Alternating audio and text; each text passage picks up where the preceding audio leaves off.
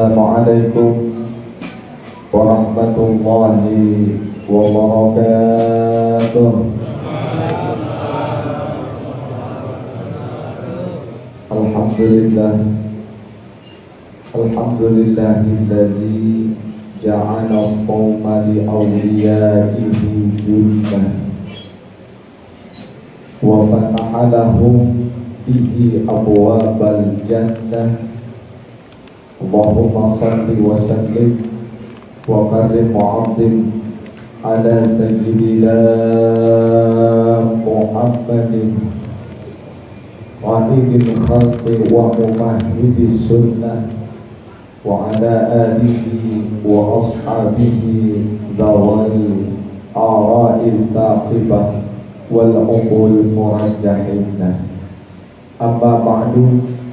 Qala Allah Ta'ala fil Qur'an, a'udzu billahi minasy syaithanir rajim. Bismillahirrahmanirrahim.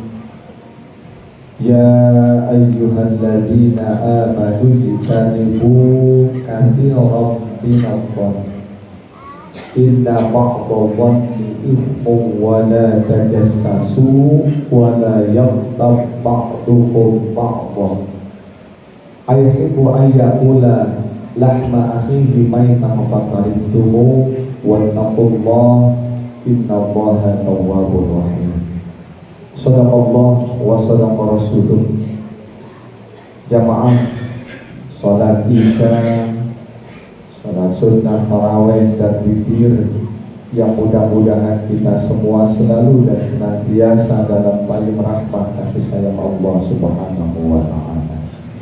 Alhamdulillah, maka telah berlalu 7 hari pertama di bulan suci Ramadan. Bu, berarti lebaran berapa hari lagi, Bu? Hah? Masih lama. Bajunya udah pada dicek outing belum? Belum.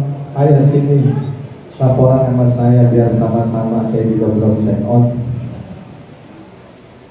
Alhamdulillah, kita beruntung bisa sholat berjamaah.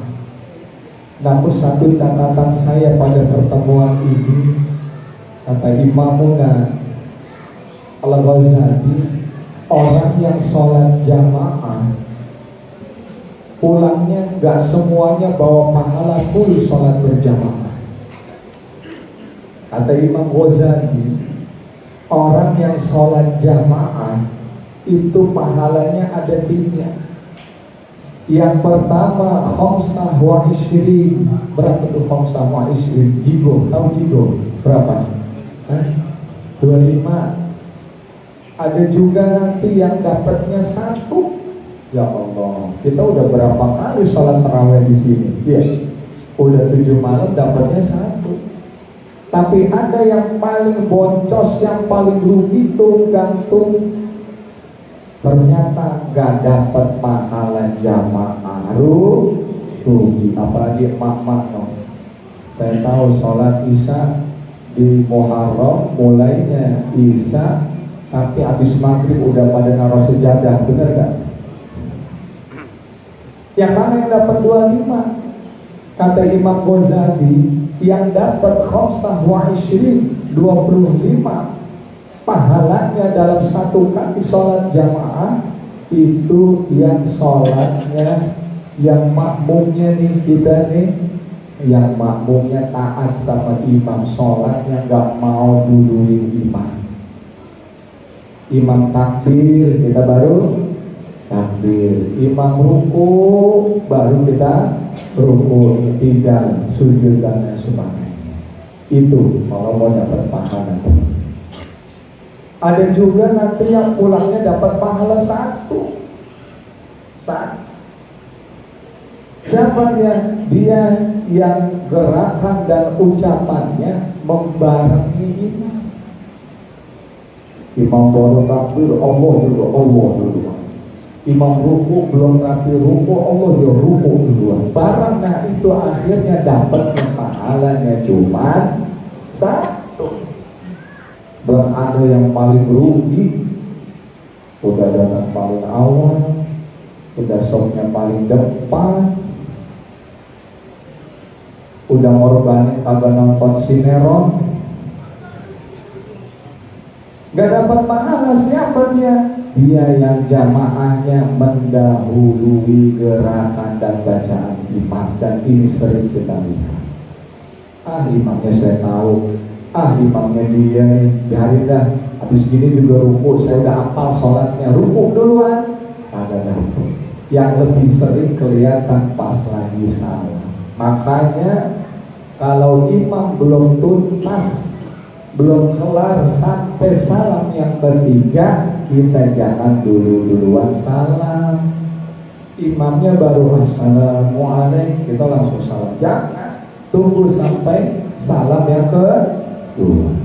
Itu tentang sholat jamaah. Mudah-mudahan sholat jamaah kita dari awal tarawih sampai besok malam yang terakhir terhitung pahalanya lengkap 25 setiap kali salam. Amin ya rabbal alamin. Jamaah sekalian, waktu saya nggak banyak, ini udah ditulisnya 15 menit. Tadi saya hitung pembukaan udah 5 menit, berarti tinggal berapa? Ya, itu namanya juga kultum ya. Jamaah rahimakumullah, saya ingin sampaikan nih, mumpung banyak anak-anaknya, banyak pemudanya, dan saya yakin banyak orang tua di sini punya anak, punya cucu, ponak-ponak. Yang ingin saya sampaikan pertama, Islam tidak boleh kalah dari ilmu pengetahuan. Tidak boleh ada dikotomi, pemisahan antara ilmu umum dan ilmu agama. Ya Ustaz, anak saya mau berbakat di agama, bukan lulusan pondok, boro-boro mak babanya mondok, sekolah juga di pohon bambu. Nggak boleh, karena di dunia ini tidak ada ilmu apapun selain ilmunya Allah Subhanahu wa ta'ala. Ilmu matematik yang seringkali dianggap sebagai momok, yang dianggap susah, itu juga ilmunya siapa? Ilmu Allah. Gak boleh dibeda-bedain, ini anak agama, ini anak umum, gak boleh. Kenapa? Kalau udah dibeda-bedain, selama itu pula kita bakalan ketinggalan zaman. Ada satu ayat, awalam yarau ila tayri fawqahum saffati wa yaqdim ma yumsikuhunna illa rahman. Tuh sering kita dengar. Itu ayat, satu ayat, awalam yarau ila tayri fawqahum saffati. Itu ayat tentang agar kita mengambil ibrah dari satu hewan yang namanya toir. Toir itu apa? Toiron ababil, apa toir? Burung. Yang satu ayat tadi itu diambil ibrah oleh seorang ilmuwan bernama Abbas bin Ibnu Sina, yang akhirnya meskipun dia tidak menciptakan orang, bukan orang yang pertama kali menciptakan pesawat, tapi asal muasalnya ketika manusia melihat kok burung bisa terbang, ternyata ada sayap yang dibikin replikanya. Yang pertama kali bukan orang Barat, yang pertama kali bukan orang Cina, yang pertama kali orang Islam setelah dia lihat Al-Quran. Jadi jangan ada perbedaan.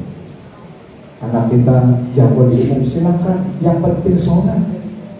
Anak kita jago di fisika, biologi, geografi, silakan, yang penting anaknya sholat, taat sama orang tua, selesai. Gak ada orang di muka bumi ini tuh yang nilainya 10 semua, raportnya gak ada. Bahkan izin saya sampai sekolah S1, S2, S3, bahkan aliyahnya terbaik nomor 1, tetap matematika saya bukan dan nilainya 6. Gak ada orang yang semuanya sempurna, gak ada. Masing-masing orang ada bagiannya. Itu. Nah sekarang zamannya zaman media sosial. Siapa di sini yang gak megang set kayak begini? Ada? Saya pengen berburu, apa dia? Hah? Nggak ada. Ya Allah, apalagi sekarang saya ngenes banget. Kalau kita makan di luar, ada keluarga, ada anaknya bocil-bocil FF kayak begini nih, yang dikasih itu apa? Anak yang ngambek dikit yang dikasih HP. Sambil nungguin antrian makanan yang dikasih HP. Bapaknya mau mancing yang dikasih, emaknya mau belanja di Shopee yang dikasih HP. Habis tuh anak. Padahal ini nggak semuanya bagus. Memang sih banyak, ya banyak kemudahan yang kita dapatkan dari HP. Kita bisa kirim transfer duit cepat ke kampung lewat HP, benar nggak? Benar. Kita bisa dapat tausiah yang bagus-bagus, yang jauh puas, Ustaz Hidayah yang jauh di mana tahu, kita bisa akses lewat HP. Tapi jangan lupa HP ini seperti pisau dia. Di satu sisi menguntungkan, di sisi lain bisa menjerumuskan. Apalagi ada survei Pak, menurut WHO, mata otak kita ini harusnya setiap hari cuma sanggup 3-4 jam di depan HP. Tapi pada kenyataannya orang Indonesia tercatat 7 jam sehari lebih menggunakan HP.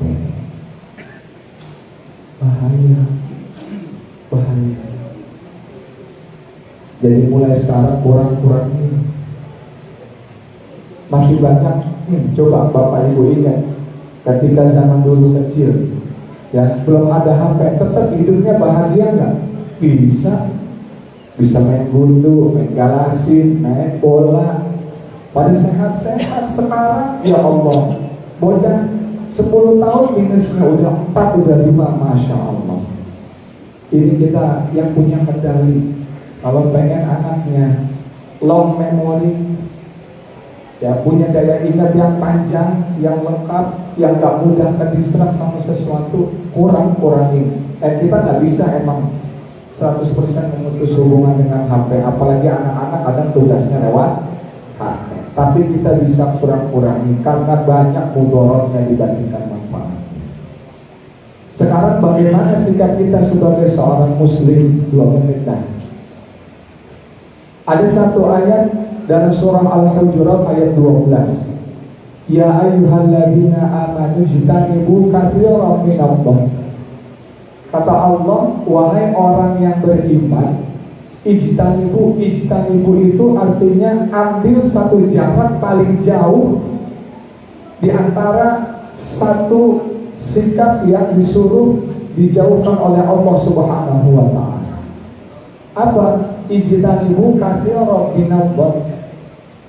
Ambil jarak sejauh-jauhnya dari berburuk sangka kepada orang lain. Ini kan luar biasa. Temennya baru update status liburan.